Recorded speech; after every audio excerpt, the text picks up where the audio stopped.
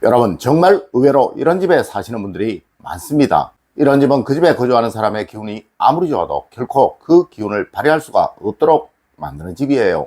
혹 여러분의 집이 이러한가 반드시 살펴보세요. 정말 아무리 노력해도 안 되는 사람의 경우 이런 집의 원인일 가능성이 아주 많습니다. 여러분 안녕하세요, 이정민입니다. 여러분, 항상 불행을 만드는 집이 있습니다. 네, 더러운 공기를 계속 마시는 사람이 건강할 수가 없으며, 또 더러운 물을 계속 마시는 사람이 건강할 수가 없듯이 더러운 기운을 계속 얻고 살아가는 사람은 절대 뭘 해도 잘 될 수가 없는 거예요. 여러분, 우리 풍수에서는 항상 병자가 생기고 막힘이 생기고 또 불행이 생긴다고 하는 집을 몇 가지 말하고 있는데, 이제 말씀드리는 현상이 생기는 집이 바로 그런 집입니다. 첫 번째로, 바람이 통하지 않는 집입니다. 여러분, 이런 집은 기의 흐름이 없는 집입니다. 아마 간혹 에이 그런 집이 어딨어 라고 말하시는 분이 있을 수도 있을 것이나, 여러분, 이런 집 많습니다. 특히 현대 아파트 단지의 경우 사방이 막혀 있는 곳에 위치해 있거나 또 안으로 푹 들어간 형상으로 지어져서 창문을 아무리 열어도 바람이 잘 들어오지 않는 집이 있다는 거예요. 네, 이런 집은 어떠한 풍수적인 처방도 의미가 없는 집이니 무조건 피하시는 것이 상책입니다.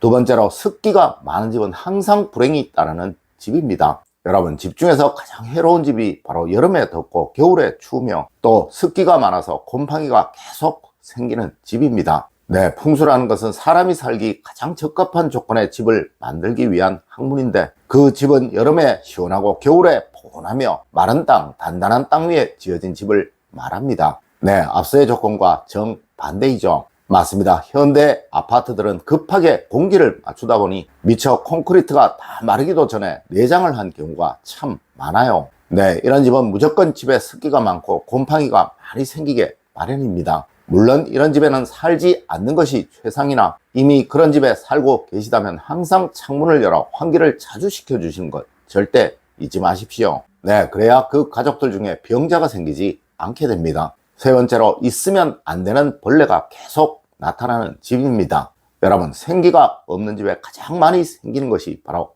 바퀴벌레예요. 이는 집이 습하고 곳곳에 곰팡이가 아주 많다는 것을 의미하는 것입니다. 그리고 또 그 집을 아주 더럽게 사용하고 있다는 증거이기도 한 거예요. 물론 바퀴벌레 말고도 여러 가지 벌레가 있지만 대표적인 것이 바퀴벌레라고 생각을 하세요. 네, 이사를 할 집을 구하시는 분들 참 많으시죠? 혹시 집을 보러 가셨다가 여기저기에 바퀴벌레 약이 설치된 것을 보셨다면 그 집은 무조건 피하시도록 하세요.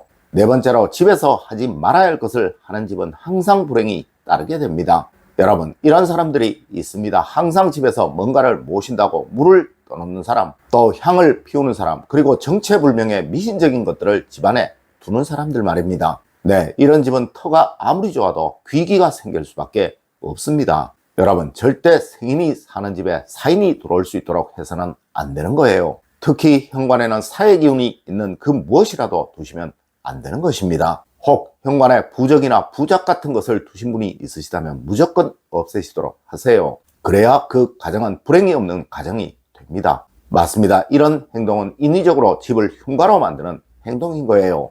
다섯 번째로, 집 안에 거미줄이 있거나 더러움이 가득한 집입니다. 여러분, 폐가라는 소리 들어보신 적이 있으시죠? 네, 폐가는 사람이 살지 않는 집, 즉 버려진 집을 의미하는 말인 거예요. 물론 이 폐가는 생기가 하나도 없기에 항상 귀신들이 들락거리는 집이 되게 됩니다. 여러분, 폐가의 대표적인 것이 무엇일까요? 아마 여러분들 TV를 통하여 많이들 보셨을 거예요. 맞습니다. 거미줄과 바로 부서진 건물들이죠. 네, 이런 것들이 여러분의 집 안에 있어서는 절대로 안 되는 거예요. 그리고 가장 중요한 것, 죽은 나무로 만들어진 것은 어떤 식이든 여러분의 집 안에 있어서는 안 되는 것입니다. 간혹 집에 있는 나무로 만들어진 가구들 전부 죽은 나무로 만들어진 것 아니냐라고 말씀하시는 분들 있습니다. 하지만 여러분, 그 가구들은 모두 살아있는 나무를 베어서 만든 것들이고 그 외 액자라든가 모든 것들이 다 그러한 거예요. 네, 절대 죽은 나무를 가지고 만든 것은 없다는 것이죠. 여러분, 어떤 식이든 죽은 나무로 만들어진 것은 집에 없도록 하세요. 여섯 번째로, 죽음이나 어두움을 추종하는 뭔가를 하고 있는 경우입니다. 여러분, 혼령은 절대 생인이 부르지 않으면 생인이 있는 집에 들어오지를 못합니다. 네, 정상적인 일상생활을 하는 여러분들에게는 그 어떤 혼령도 다가올 수가 없다는 거예요. 하지만 항상 스스로 죽음을 생각하고 어두움을 좋아하여 늘 깜깜하게 생활하시는 분들이 있죠. 네, 하여 어둠의 상징인 홀령이 쉽게 다가오는 것입니다. 여러분, 절대 집안을 깜깜하게 하여 생활하지 마세요. 그리고 어떤 일이든 절대 극단적인 생각하지 마세요. 네, 이런 최악의 집이 아니라면 절대 홀령으로 인한 피해는 입지 않게 됩니다. 7번째로 조상을 증오하고 조상을 부정하여 쫓아낸 집입니다.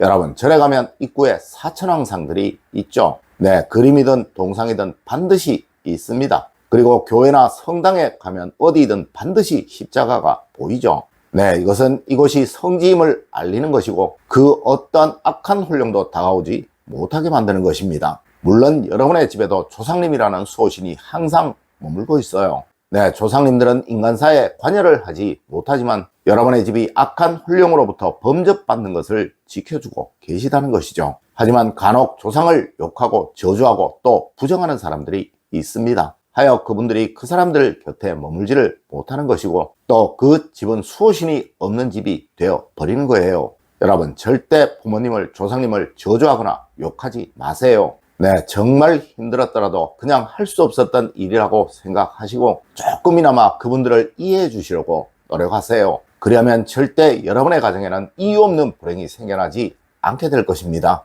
8번째로 집안에 거울이 하나도 없거나 생기가 하나도 없는 경우입니다. 여러분, 집안으로 절대 악한 홀령이 다가오지 못하도록 만드는 것이 바로 생기입니다. 네, 생기가 강한 곳에는, 생기가 강한 사람에게는 그 어떤 악한 홀령도 범접하지 못하게 된다는 것이죠. 맞습니다. 생기는 바로 활동적이고 활기차고 또 밝은 기운이에요. 여러분, 항상 집에서 즐겁게 웃고 대화하시는 여러분이 되세요. 이것은 분명 세상 모든 불행으로부터 여러분을 지켜주는 최고의 호신부가 될 것입니다. 9번째로 어떤 시기든 한이 맺힌 집은 피하는 것이 좋은 것입니다. 여러분, 혹시 이런 집이 있으신가요? 과거에 자살을 한 사람이 살았던 집이다. 또 과거에 불행하게 객사를 한 사람이 살았던 집이다. 또 과거에 한이 맺혀 죽었던 사람이 살았던 집이다 라는 집 말입니다. 네, 이런 집은 어떤 시기든 그 한이 맺힌 홀령이 떠나지를 못하고 머물고 있을 수도 있어요. 만일 이런 집이라면 무조건 실내는 최대한 밝게 하시고 그 외에도 몇 가지 풍수적인 처방은 꼭 하십시오. 맞습니다. 이런 집이 아니라면, 또 앞서에 말한 특별한 경우가 아니라면 사람이 사는 생체에 죽은 홀령이 다가오거나 머무는 일은 절대로 없다는 것이죠.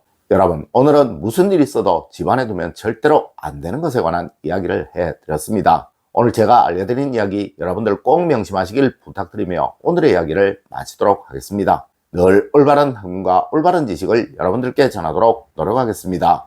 여러분, 긴 시간 감사드립니다. 감사합니다.